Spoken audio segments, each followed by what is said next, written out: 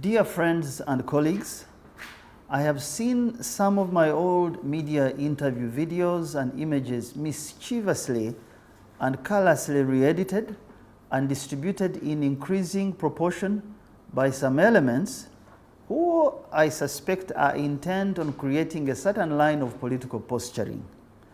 In the past, I have ignored these, but I'm now compelled to respond, given the probable import and interpretation of these images by some of you, my friends. These interviews and the videos have been adulterated and presented as if they were conducted today. Yet they are more than 6 years old. The people doing this, I presume, are seeking to create the impression that there are some special people, in quotes, in the movement who are jostling for positions in the event of any form of succession and leadership in the party and country. They assume that if they throw my name in this melee, it makes their games appear legitimate and credible. This is wrong. Munsanze nga ndaba bulungi, amaaso nga ngakanode bulungi.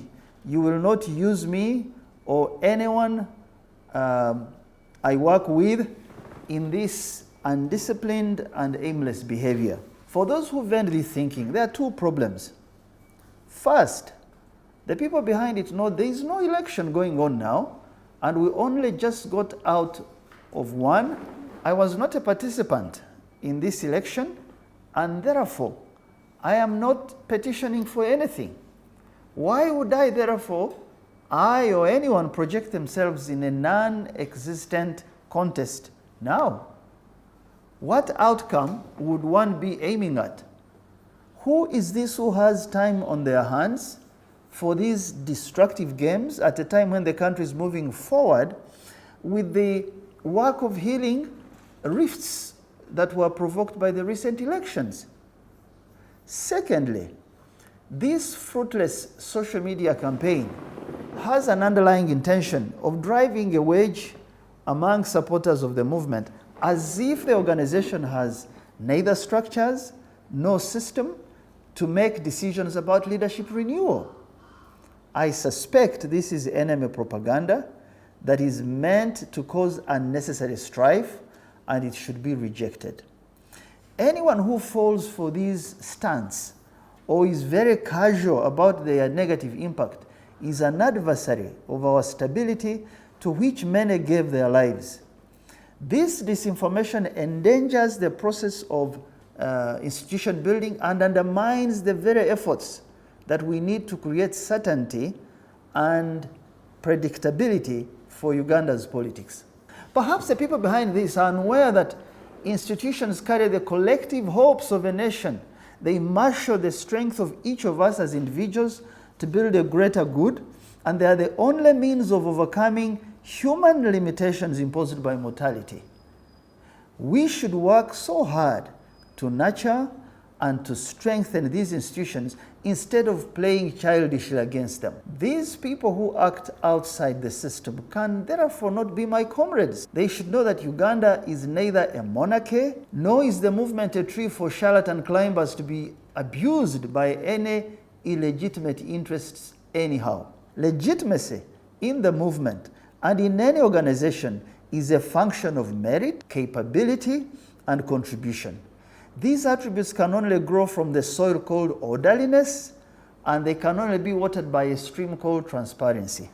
Now, to you who I work with, or who have seen our efforts in the past, and you are genuinely confused by this contrived online gimmickry laid out in pictures, I would like to assure you that I continue to work as a volunteer for building national collective values, that I continue to support efforts to win our youth from dizzying empty politics so that our youth can concentrate on creating their own enterprises.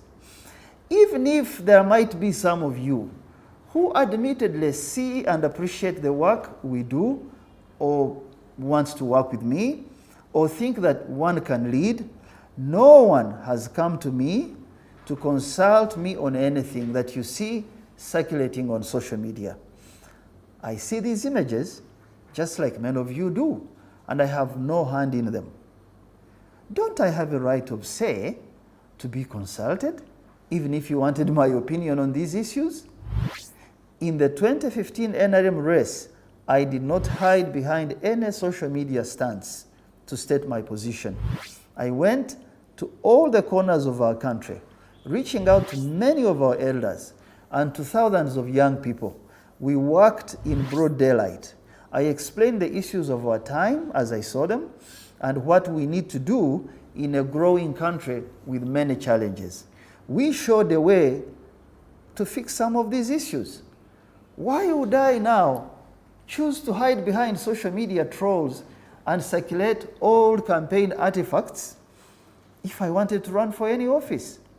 Anyone who has worked with us can easily surmise these are not our work methods, because we always seek an honest, deeply engaging, and thoughtful debate about what needs to be done. This is because we know that leadership is not positions and titles. It is hard work, it is thankless work, and without a genuine calling, few can sustain the pain of the marathon and the loneliness of hard decision making. Therefore, anyone who falsely or deliberately positions me in this angling, in this elbowing for positions, really insults both our intelligence and the work we do. Leadership is a selfless and genuine internal search for purpose, a search for meaning, and contribution to an institution. Leadership is a carefully sought out choice about who is capable among many who might often not even see a similar direction, but they share concerns about an institution at a given time and given circumstances. It is above all a negotiation with nature, a negotiation with multifaceted interests, and a negotiation with the future. Now, to many young people that I meet in our teaching sessions, I implore you now to focus on the greater issues of our country, especially the need for finding solutions to build an economy like rising waters that lifts all boats to the shore.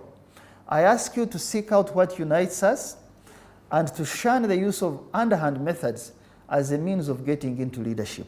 My favorite organizational management mentor, the late Peter Drucker, said, and I quote, "By themselves, character and integrity in the search for leadership do not accomplish much, but their absence faults everything else.